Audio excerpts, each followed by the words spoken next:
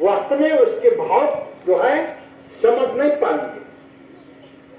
गोस्वामी स्वामी तुलसीदास जी हम लोग को क्या समझाना चाह रहे हैं, क्या जनाना चाह रहे हैं, क्या कराना चाह रहे हैं, कुछ भी समझ में नहीं आएगा। मगर हम बार बार सत्संग सुनेंगे, गुरु महाराज की शरण में जाएंगे, ज्ञान प्राप्त करेंगे तो तभी बात समझ में आएगी। आप ब्रह्म विष्णु महेश के समान हो जाएंगे। ब्रह्म जी का कार्य क्या है? सारे सृष्टि को रचना करना, ये सृष्टि के कायम रखना। विष्णु के कार्य क्या है? ज्ञान की पालना करना। और जो है भगवान शंकर के कार्य क्या है? श्रृंगार करना, यानी कि सुंदर बनाना। जो खराब है उसको निकाल के फेंकना है। जो भगवान शंकर काम क्या है? जो खराब है वो निकाल के फेंकेंगे, जो अच्छा है उसको सजाएंगे। यानी कि इस बात को सजाने का जो है भगवान शंकर करते हैं।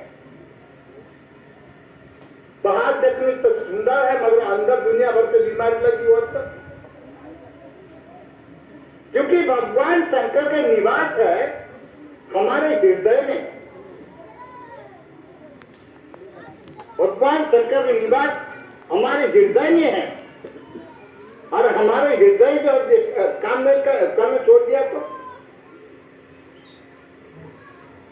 यानी कि हमको यहाँ रहना नहीं मिलेगा। भले बाहर से देखने में चाहे जितना भी सुंदर रखते हैं, अंदर जो हमारा सजा होना चाहिए, अंदर हम मजबूत होना चाहिए।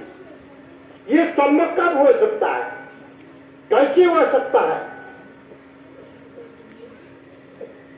यानी कि ये जीवन किस लिए मिला है? हरि का भजन, पेट का धंधा जो न करे, बताइए, यानी कि जो न करे मूर्ख, यानी कि मूर्ख भी बता दिया और अंधा भी बता दिया। अब बताइए, पेट का धंधा तो आप कर रहे हैं मगर हरि का भजन करते हैं? हरि का भजन करते हैं? उन्होंने कहा कि पहले हरि का भजन, हरि का भजन पेट का, हरि का भजन करते हैं।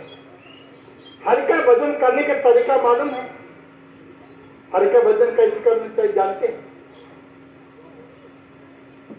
जब तक आप गुरु महाराज की शरण में नहीं जाएंगे, हरि का भजन करने का तरीका आप समझ नहीं पाएंगे।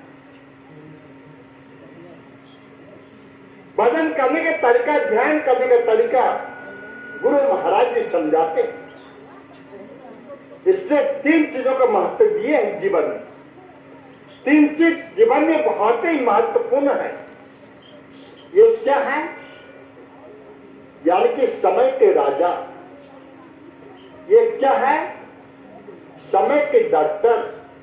ये क्या है? समय की सद्गुरु। ये 3 चीज जो जीवन में चाहिए, यानी कि समय के राजा क्यों चाहिए? समय के राजा के पास बहुत कार्य है हमारे पास। समय के डॉक्टर क्यों चाहिए? जब हम मर जाते हैं यानी कि बीमार हो जाते हैं तो समय के डॉक्टर पास जाते हैं, या तो लुकमान हकीम पास जाते हैं। बताइए, धनवंतरी के पास में जाते हैं? धनवंतरी लुकमान हकीम पास नहीं जाते हैं। जो इस समय के डॉक्टर हैं उनके पास में जाते हैं।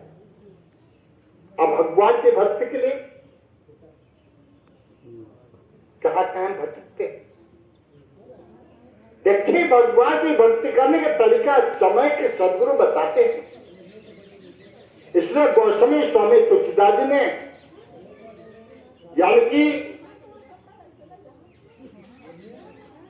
रामचरितमानस निर्मित किया है, तो उसमें जो है बहुत ही महत्वपूर्ण बातें लिखी है। सबसे पहले तो उन्होंने सत्य के वर्णन किया और दूसरी यानी कि संतों की वर्णन किया। तीसरा भगवान के नाम के वर्णन किया। जब तक आप जो है सत्संग में नहीं जाएंगे, संतों के संपर्क में नहीं आएंगे, जीवन का लाभ नहीं उठा पाएंगे आप। अगर मन से जीवन का लाभ उठाना चाहते हैं तो आपको सत्संग से प्रेम करना होगा। बदलता हम खूब सुंदर गाते हैं, प्रभु से मिलने का सत्संग ही बहाना। क्या गाते हैं भजन में? प्रभु से मिलने का सत्संग ही बहाना है। और कहीं सत्संग होता तो क्या वहां जाना मन करता है? घर के कूलर छोड़ करके धूप में कौन बैठेगा? घर के सोफा सेट छोड़ करके जमीन में कौन बैठेगा? घर में सोफा सेट लगी हुई है, घर में जो है पलंग सेट लगी हुई है, और वहां सत्संग में जाएंगे तो जमीन में बैठना पड़ेगा। कौन बैठेगा? देखिए, जीवन में महत्वपूर्ण चीज पाना चाहते हैं ना, आपको तप करना पड़ता है। सतयुग में जो है हजारों साल तप करते थे। सतयुग में हजारों साल तप करते थे, तब भगवान के दया आती थी। तब भगवान जो संतों को भेजते थे, संत जाकर पूछते थे आपको क्या चाहिए। अगर भौतिक वस्तु चाहिए तो भौतिक वस्तु किस प्रकार की प्राप्त कर सकते हैं, वो साधन वो विधि बताते। भगवान के दर्शन चाहिए तब भगवान के दर्शन कराते। मगर आप विचार करिए, आपको क्या चाहिए? भौतिक वस्तु चाहिए या भगवान के दर्शन? आज भगवान के दर्शन कोई नहीं चाहता। इस प्रकार जब मुझे एक जिक्र याद आई, संत टुकराम जी जो है महाराष्ट्र के बहुत महान संत हुए, यानी कि वो जो साक्षात भगवान से बात किया करते। उन्होंने एक दिन भगवान से प्रार्थना किया, भगवान हमारे गांव में, हमारे नगर में बहुत सारे लोग हैं, अगर आप एक बार दर्शन देते सबका कल्याण होता। देखिए, हमारे संत लोग हम सबका कल्याण चाहते हैं। जितने भी संत हुए, जितने भी महापुरुष हुए, वो सबके कल्याण चाहते हैं। अगर एक बार दर्शन देते तो जो है सबका कल्याण होता।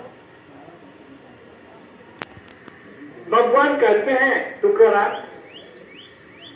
जो भाव तुम्हारे अंदर है, जो विश्वास तुम्हारे अंदर है, जो प्रेम तुम्हारे अंदर है, ये सबके अंदर में नहीं है। यह हमारे दर्शन के अधिकारी नहीं है, हमारे दर्शन से लाभ नहीं उठा पाएंगे। पर वो आपके हाथ में तो सब कुछ है, क्या भगवान के हाथ में सब कुछ नहीं है? भगवान के हाथ में सब कुछ नहीं है। उन्होंने कहा, प्रभु आपके हाथ में सब कुछ है और आप चाहेंगे तो क्या नहीं हो सकता है। यानी कि संसार में जितने भी प्राणी हैं सबको वो सागर से पार कर सकते हैं। तो उन्होंने जो है वो कहते हैं, नहीं टुकड़ा, तुम समझ नहीं पा रहे। यानी कि संसारी लोग जो है मेरा दर्शन नहीं चाहते, पर वो आपके भक्त के लिए तो मंदिर मस्जिद कहां कहां घूमते रहते हैं, आपके दर्शन के लिए कहां कहां भटकते रहते हैं। क्या अगर आप साक्षात दर्शन देंगे तो क्या आप दर्शन करना नहीं चाहेंगे? हर प्रकार से उन्होंने जीत किया। भक्त का अंदर जो है, भक्त की जो उसमें भगवान के हारना पड़ता है। यानी कि भगवान कहते हैं चलो दर्शन के अधिकार तक कोई नहीं है, दर्शन के अधिकारी कोई नहीं है, तुम इस प्रकार से प्रार्थना कर रही हो तो मैं जो दर्शन दे दूंगा। रात के ठीक 12 बजे आप लोग ने भजन करते कीर्तन गाते रहे ना, अब मेरे गुणगान करते ही रहना। ठीक 12 बजे मैं आकर के दर्शन दे दूंगा। यानी कि बहुत सारे भजन मंडली गए, सुंदर सुंदर भजन गाए, ज्ञान वैराग चेतावनी के भजन गाए, और जो है सब लोग तालियां बजा रही हैं, अपने आप को मस्त हो रही हैं। जैसे 10 बजा है, अब भगवान के दर्शन पाना कितना बाकी रहेंगे?